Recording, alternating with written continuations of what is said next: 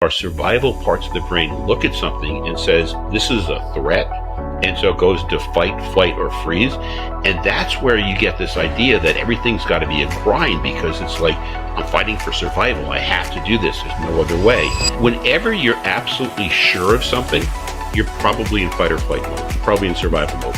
And when we're sure of something, that's when we're least creative. As entrepreneurs, we go into this mode where it's like, okay, I know my brain is telling me that this is a challenge and it's a risk, but let me quiet that part down and let me access my ability to think critically, to draw on my past experiences. Welcome back to the Hustle and Grind podcast, the show where we dig into why real entrepreneurs trade comfort for conviction. This isn't about vanity metrics or overnight success. It's about the stories behind building a reputation that actually matters. I'm your host, Andrew, keynote architect, platform builder, and fellow founder in the trenches. Today, I'm sitting down with Mitch Weisburgh. For decades, Mitch has been on a mission to build a critical mass of people who live happy, productive, and resilient lives. He's not new to this game. He founded Personal Computer Learning Centers of America back in 1981 and grew it to over 130 employees. He's also the co-founder of Academic Business Advisors, and he started several nonprofits like Games for Ed and EdChat Interactive. Most recently, Mitch released his book, Mind Shifting: Stop Your Brain from Sabotaging Your Happiness and Success. His work focuses on transforming the mindsets that hold us back into ones that propel us forward. Mitch is also building a community for educators who want to inspire the minds of their students. I'm excited to have him here today to talk about how we can build resilience and achieve lasting success. Mitch, thank you so much for being on the show today. I really appreciate it. I'm really excited to have you here because we come from a similar background in the learning industry, and you're doing some really cool things to disrupt the way people think, and that's something that I always love. So, and one of the things that I got is, you get it. It was like so cool. So I'm really looking forward to talking with you, and thank you so much for having me on Hustle and Grind podcast. Absolutely. So one of the things that I just want to jump right into this because I think it's something incredibly important. I know the name of this podcast is the Hustle and Grind podcast, but I think a lot of people misunderstand what hustle and grind means. And I think specifically with what you're trying to do with mind shifting, it can help fill that gap where we think that hustle and grind is just grind all the way through. And that's not always the case. Hard work is hard work. Hard work is good, but there's another way. So right, exactly. Talk to us a little bit more about what you're doing with mind shifting. So I look at mind shifting as having three different elements. Okay. So there's the one element is resourcefulness, one is resilience, and one is collaboration. And the resourcefulness part of it is that our brains have evolved in basically two different ways. And in one sense, we have this survival brain, and that started developing 500 million years ago. And the whole purpose of that part of the brain is so that the organism can survive.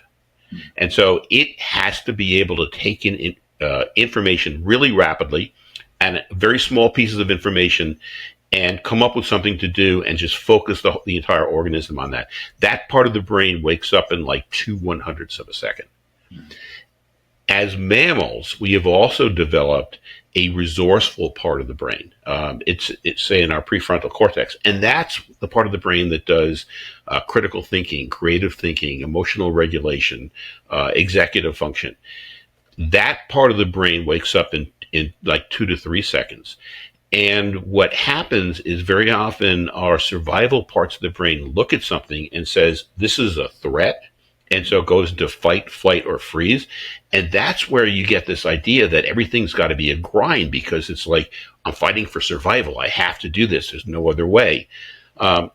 But when we can quiet those parts of the brain and tap into our resourcefulness, then it becomes kind of fun. And I think entrepreneurs naturally do this, is because, we're doing this because we like a hard challenge. Whereas the neurotypical brain is that once something is a challenge, it's like, oh my gosh, maybe I shouldn't do this, or I have to do it. And so you freeze up. But as entrepreneurs, we go into this mode where it's like, okay, I know my brain is telling me that this is a challenge and it's a risk, but let me quiet that part down and let me access my ability to think critically, to draw on my past experiences. and regulate my emotions so that I can come up with a few different ways of doing things and then pick the best one. So that's the first one is tapping into our most resourceful parts of our brain, even when things are going wrong. Mm-hmm. And I'll just stop then, because we can talk about that a little bit. Yeah, absolutely. Because you hit on a couple of points that I've seen in entrepreneurs. And so there's a lot of people that I've known that just run hot, where they're running in this constant grind mode and they don't realize that there might be another way to do it. They think that's the only way. And it's really easy for us kind of from the outside to be able to say, you're running in fight or flight mode and you're going to burn out eventually. Yep. We were talking about, entrepreneurs, to go back, we would talk about neurotypical and neurodivergent. Neurodivergent are things like autistic and ADHD. And a lot of times we have a negative connotation around that. What it actually is we're wired to do this. Like, this is our realm. Yep. School is not. This is our realm. We're very, very good at it. We've got a skill set to be able to make it work. So we don't like routines. We don't like doing the same thing over again. Right. Yep. Exactly. And we're very resourceful. We're very risk tolerant. We can go out and just push the button and see what happens later without really thinking about it. It makes us good at what we do. Mm-hmm. But so I wanted to, at least when we talk about stuff like, I wanted to make sure people knew what that was. But as entrepreneurs, we have this notion that we have to work hard, because that was what we were shown in the past is, you go to work, you work hard, and you go on from there. And that's not a bad thing. But it's not always the right way to do it if I'm constantly in fight or flight mode. We're not working like a bricklayer job for 12 hours a day where we have everything well defined. We know exactly what we're doing. Slight challenges of how do I make this thing curved? We're not doing that. We are constantly putting out fires, constantly doing deep level thinking, constantly going in 100 directions, even just as part of what we do. So anyway, that was a long intro to stuff, but I think we don't understand that we're in fight or flight mode constantly. Yeah. Every now and then is good, but it's that constant fight or flight mode. So talk a little bit more about what that is and what it looks like, because it's also hard to see from the inside. So one of the pieces, that I recommend is whenever you're absolutely sure of something, you're probably in fight or flight mode. You're probably in survival mode. And when we're sure of something, that's when we're least creative. We're least able to critically think because we know it. Like if we know we can't do something, maybe we could, but because we know we can't, we don't have access to the parts of the brain that start thinking about, well, here are the different ways we could do it. When we know exactly, like, okay, here's the problem, this is exactly the way I'm going to attack it, we're not open to other suggestions about different ways of doing something. And so, as an entrepreneur, if you're doing something and you're sure this other person is wrong, you're sure this other person is lazy, you're sure that you know how to do something, you're sure that something can't be done, that's the time to say, well, wait a minute, I'm probably in a saboteur mode. I'm probably in survival mode. Let me just take a few minutes and quiet that down. Maybe listen to music, maybe meditation, maybe go for a walk, quiet that down. And then what are some questions that might open my mind up? Like, what do I really want to happen here? Or what if there is another way? Or with another person, maybe this person is wrong, but maybe there's something that they see also that I don't see. Let me just connect with them and see if they're seeing something.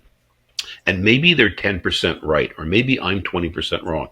So, quieting it down and then asking ourselves first realizing that we're in survival mode. Second, quieting that down. And third, asking ourselves some questions that open ourselves up. Mm-hmm. So when you're saying one of the things I think is going to resonate with, or that is going to hit people, is when you're saying if you're sure of the answer, you're in fight or flight mode. Break that down a little bit further of what so I think we did a little bit, but I want to hit it again because I think some people are going to go, what? What are you talking about? I think it's going to be hard to process that information. So what is the other side of it? So you told a little bit about going to somebody else saying, well, let me get this input from someone. Tell us a little bit more about that. So if when we're interacting with people, if we're expecting to have an interaction with them, we ourselves have to be in this resourceful mode. Mm-hmm. And so when we're interacting with another person and we're sure this is the way to doing something and they're resisting us, then that's the time for us to realize, something, if I'm in power, I can tell them what to do and they can do it, and I can have a short-term effect.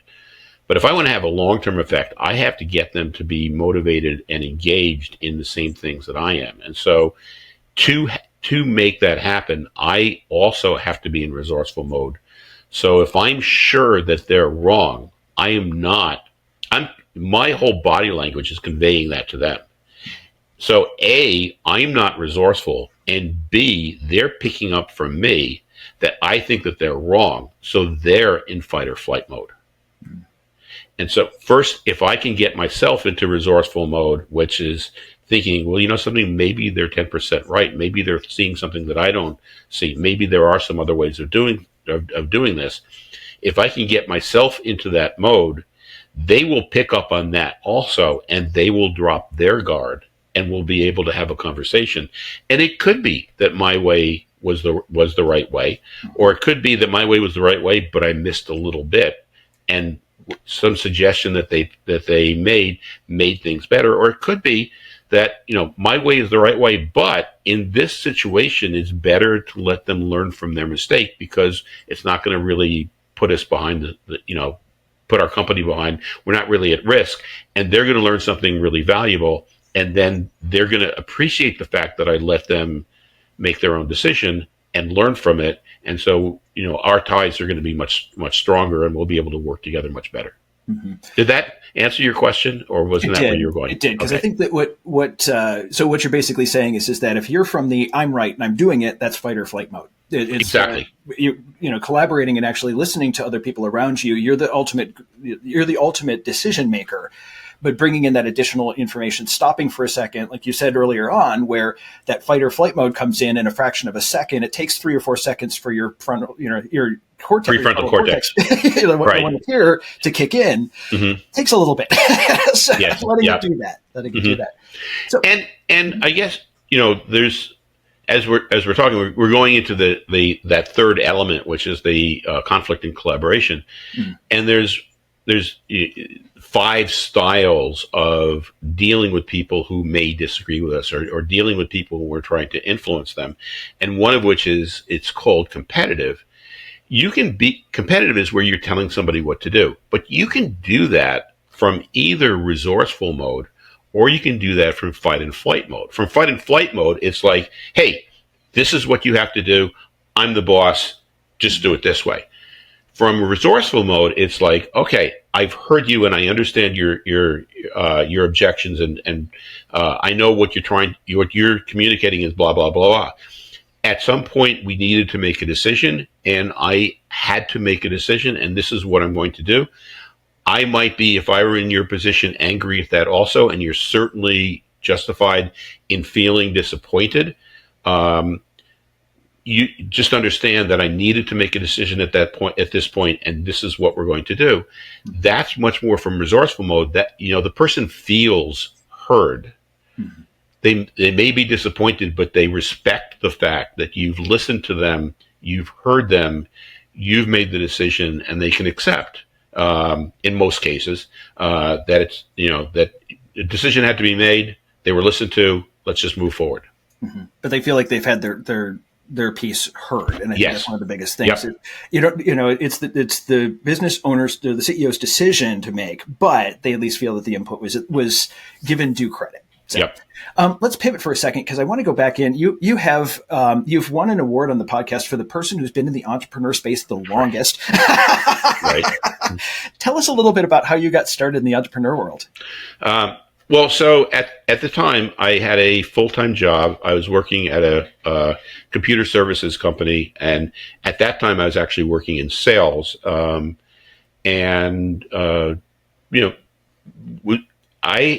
was going to the Columbia Master's Degree Program for Executives at the time. So working a full-time job, going to school with about 20 hours a week worth of homework, and I bought an Apple II Plus computer. Okay, 1981. And I bought the Apple II Plus computer because it had VisiCalc, which was the first spreadsheet that was computerized spreadsheet. And I'm sitting on the train with my dad going into New York, and I'm saying, you don't believe this, but I am doing my homework in a third the time of anybody else, because at that time when you did these spreadsheets, it was literally a green sheet of paper, and with a calculator you calculated every single cell, and probably you made a mistake somewhere, and so you cross-hatched it and you realized you made a mistake, and you then had to go back and recalculate every single cell again. I was doing my homework in a third the time, and I was doing what ifs, and nobody was doing what ifs. But because you just do the formula and you copy it and say, well, what if sales went up by 10%? What if costs went down by 2%? And so I was telling him this, and this guy jumps up from his seat on the train and says, I just bought an Apple II Plus computer. All I want to do is cash flow analysis. And it comes with 5 boxes, and there's 6 different manuals, and I have no idea what to do. Can you just show me how to do a cash flow analysis? And so it's like, sure, I'll come over to your office this afternoon. I went over to his office. I put together his computer, showed him how to do cash flow, get back to my office, and there's a phone call. I understand you just showed Joe how to do cash flow analysis. I'm doing financial modeling. Could you show me how to do that on a computer? So it's like, sure, no problem. I go over to his office, and I'm finding that in addition to working full time, in addition to getting my MBA, I'm doing this 3 or 4 times a week with people who are asking me to come over, and it's like something's got to stop here, and I decided I'm going to put a stop to this now. The next person who calls, I'm going to charge them, and they're going to say no, and I'm never going to have to do this again. Next person calls, I'd like you to show me word processing or something, and I'm like, well, sure, it'll I can come over. It'll be $200 an hour. This is again 1981. Yeah. Where the minimum wage was like $3. Right. It's like $3 now. So just right. Puts a perspective. And the guy says, sure, can you come over this afternoon?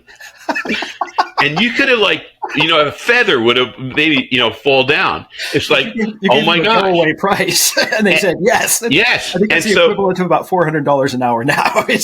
Right. And I'm a kid. I'm 25 years old, So that was, it's a lot of money. And so it was like, okay. And so I started charging, $200 an hour to do this. And it's like, in my head, it's like, well, this could be a business. And so, so at that time, if you wanted to learn how to use a personal computer, a microcomputer, there were courses. You attended a lecture. There'd be like 200 people in the lecture, and the person would start off and say, this is a microprocessor, and the way a microprocessor works, and the first lecture is on the microprocessor. The second lecture is on memory. And by the time you got to the 5th lecture, they're saying, okay, so this is how you start up a program such as VisiCalc. When you go home, try it on your computers, And it's like, that's not the way people need to solve problems. So I developed a series, or you could learn VisiCalc in 4 hours. And you learned VisiCalc or word processing or whatever by solving a series of problems, each one becoming more complex. And so the business started Personal Computer Learning Centers of America. We started in 1981. I graduated from business school in 1981. It grew by 1991, 1992. We had 7 offices. We had 130 employees. We were doing about $10 million worth of business. So there was definitely demand for it, but I could see in 1995 when Windows came out that this was going to be a limited time frame, and so I was looking for ways to transform the business, and I figured one of the ways was we could develop online. Well, it wasn't called online, but because there was not much of an internet then, but we could develop computerized training for business practices that these different companies had. And so I sold it. I could sell it. I would go to the Washington office. I would train people how to sell it. I thought we'd make a few sales. Then I'd go to the Philadelphia office. As soon as they left the Washington office, the salespeople went back and saying, how many Excel classes do you want to buy?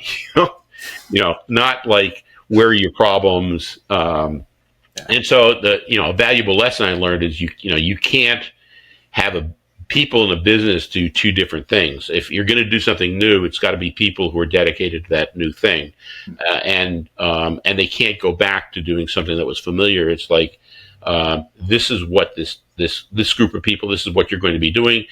You have no access to doing these other things that the rest of the company is doing.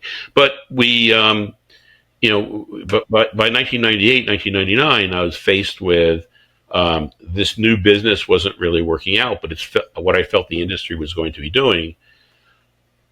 And I either had to close the business or I had to invest more money and shrink the business. And it's like, I talked to some advisors and lawyers, and it's like, close the business. So basically closed the business, and from there went into computerized training, and eventually my second business, which actually didn't go very far, which was computerized SAT training.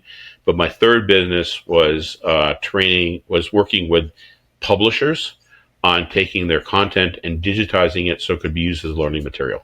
And so that business became Academic Business Advisors, and that lasted from roughly 2005 to 2021, 2022. Interesting. So it was, solving a very hard problem, because I think a lot of people don't truly understand the reality of what spreadsheets were before VisiCalc and Excel. No. Excel. Right. Yep. So here's McGraw-Hill was one of our first big customers. Okay. Oh, yeah. So I do a test class for people from McGraw-Hill, call them up, and they say two different things. First of all, the first thing they said is, you showed us how to do accounts receivable, but we're the accounts payable department, and so we can't use VisiCalc. Mm-hmm. And it's like, it's the same. It's just debits and credits. It's the exact same thing. I'm thinking, but you can't really tell them that, and they made the decision. And then like 3 weeks later, I call them, and they say, well, we found this company, and they have great learning material. And so we decided to go with them, and I'm like, wow, something. I thought my material was good, but let me see would you mind if I take a look at their material? Oh, sure, come over. So I go over to their office, and the company that they had contracted with had just photocopied my material. Ooh. And this is McGraw-Hill, which is the publishing company. And as soon as they saw what my material was, and it's like, oh my gosh, we are so sorry. And they booked like $30,000-$40,000 worth of business with our company, and so that's how I really got my start with the corporations. Them, Time Inc. I don't think it was Time. It wasn't Time Warner back then, and Colgate-Palmolive. Those were my first three big customers.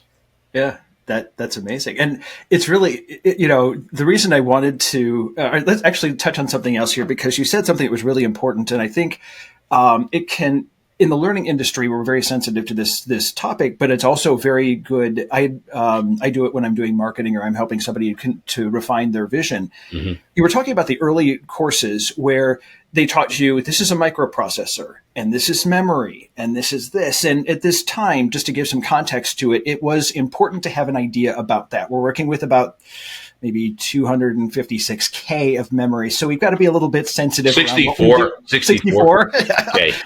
Maybe a little farther on. We're working with things where 1 megahertz was a really, really powerful processor. So just to give we had to look at it, but they were going in, you were saying though, that they're teaching you this when in fact there needs to be a problem solved. And I think a lot of times, I just had a conversation about this with somebody where we're selling features. Like, here's my features of my product, which is great, but everyone else has that feature. Mm-hmm. And that's one of the things we do with the authority side of things is, don't sell me your features, do something else. Talk a little bit more about what that change in your head said, this is the wrong way, I need to go in this direction. So there are a bunch of things that came together. First of all, I was all about solving problems. So like, what's the problem that people are facing? They want to be able to do their work a lot faster. And so you had to develop something that they could complete in maybe half an hour to an hour that would solve a problem, but not be so complex that they would be confused. And so a break-even analysis with just 4 fields. There's cost, there's sales, there's variable cost, there's fixed cost, and there's profit. And to be able to put those four things in and then change the sales and see the variable cost of the profit change, it's like, oh my gosh, I can really see how this is going to work. And so that was the first problem. The other part of it, which is related, is that so many people look, and I'm going to teach you on the software. So here is the file command, and let me teach you about the option of the file. Here's the edit command, and here's the options of the edit command. That's not teaching people how to solve problems. That's teaching the features of the software. What people want, and entrepreneurs do this really well, is like you look and say, what's the problem that I have, or what's the problem that other people have that they want to solve? But the other thing that, and you see this with entrepreneurs, and my guess is that you talk to them, is they become so immersed in the features of the things that they're developing to solve the problems that they forget that the people that they're dealing with could not care less about the features. The people have a problem. They don't want a drill. They want to build holes. And a drill happens to help them build holes, but when you're selling drills, you're talking to people about the holes that they want to build. And it goes back to, somebody that I had on the podcast a while ago, Deb Gabber. She's an expert in branding, and that's her thing, is think about cars. If I study the feature of a car, so a number of people are of the age when we remember we had to manually roll down cars and electric windows were an option. Yep. But now they're standard on every car. So there was a time when, the automatic start was an option. Now it's on almost, a lot of cars have automatic start. Mm-hmm. And we don't, if you're trying to sell those features, somebody else is going to come along and have the same feature. I'd rather look at it behind. So I wanted to correlate those two, because I think it's a pretty universal thing that if you're just trying to sell features or you're just trying to sell your stuff, I think you're in that fight or flight survival. Yep. And that's what you're doing, is you're just, buy my stuff, and it doesn't work. So I think it's relatable, so I wanted to bring that up too. And when you're in resourceful mode, what you're doing is you're solving the person's problems. And while you're solving the person's problems, you're also making a connection with that person. So it's not like we make you more profitable. Yeah, we make you more profitable, but it's like, what are the things that most concern you, and having the conversation with the person to figure out, what makes them tick, so that you can then describe what you're doing in ways that make them feel good about using you. Mm-hmm. Absolutely. So I want to pivot back a little bit, because I want to go back to the mind shifting. And by the time this podcast comes out, you're going to have a course released. And I'd like you to talk a little bit about that. By the way, people can get in contact with Mitch and find out more in the comments in the show notes. There'll be some links in there to it. But right. I want you to talk a little bit more about this. Well, so I started off with really live courses, and I conduct courses. And actually, most of the people who take my courses are educators, because I'm teaching them how to live this way, but also how to teach kids. But those are the live courses. And then from that, from the first course, I wrote a book, Stop Your Brain from Sabotaging Your Happiness and Success, or mind shifting book. And then it was like, well, when I'm teaching these live courses, I can teach 40, 70 people at a time, but how do you teach more people? So it dawned on me, just having me up there lecturing, or just having material, I didn't think was going to be particularly engaging for people. What people really get out of the course is interacting and the coaching, where you're learning a technique, and either I or a fellow member of the class is saying, what's a problem you have such as this? And how do you think about that problem? And can you try thinking about it this way? And so what I decided to do is build a course with AI coaches. So in that first course, there's about 40, 50 different techniques around mind shifting, on how to be more resourceful, or how to shut down our fight and flight feelings. And so I am training these AI mentors the way I would talk to you. So, and it's AI, because it's not the same questions each time, because they're going to ask you, what's your problem? You might respond, I can't think of a problem right now. So so they know enough to say, well, have you encountered things like this before? Have you encountered things like that before, to try to draw you out of the problem? And then say, now start thinking about it like this. And you might say, I'm having this reaction, and they can respond to that. So I'm training these AI mentors to be able to go in and ask each person the questions so that they get a chance to practice the techniques. And actually, as long as they're subscribed to the course, they could go back, because they may, maybe applying the technique to one problem, but maybe later on they realize, oh my gosh, I'm absolutely terrified of, I don't know, driving in New York City. And so let me use the SCORE technique in order to get me over my fear of driving in New York City. So they go back to the course, they go back to that AI mentor on the SCORE technique, and have that AI mentor walk them through getting over fears using the SCORE technique. That's amazing. And I think AI is really, really good as a thought partner of helping people through these problems. And okay, give me some questions. I use AI when I'm doing, strategic planning and that, because it's really good at being able to reflect back what I do. It's like having a little very intelligent therapist in your phone.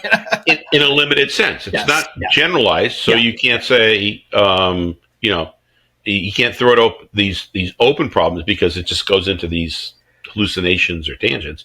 But as long as you've defined the problem, it can help you with the next step. It can't do everything, but it can really help you move forward. Exactly. So, Mitch, it's been a pleasure talking to you today. Thank you so much for being on the show. I really appreciate you being here. Andrew, thank you. Thank you for the questions. I really enjoyed talking with you. I hope that your listeners, find this helpful. And, they can, mindshiftingwithmitch.com is how they can find me if they want to. And you'll have everything down in the notes below. Absolutely. It'll be in the show notes so you can get a hold of people. So again, thank you so much, man. Thanks for being here. Thanks for tuning in to the Hustle and Grind podcast, where we unpack what it really takes to build something that matters. If today's conversation hit home, do me a favor. Share it with someone who's in the trenches too. And if you're building your own brand, platform, or message and want help turning that story into serious authority, head over to theauthorityforge.com to see how we can help. Until next time, keep showing up, keep shipping, and keep chasing the work that sets you on fire. I'm Andrew, and this was the Hustle and Grind podcast.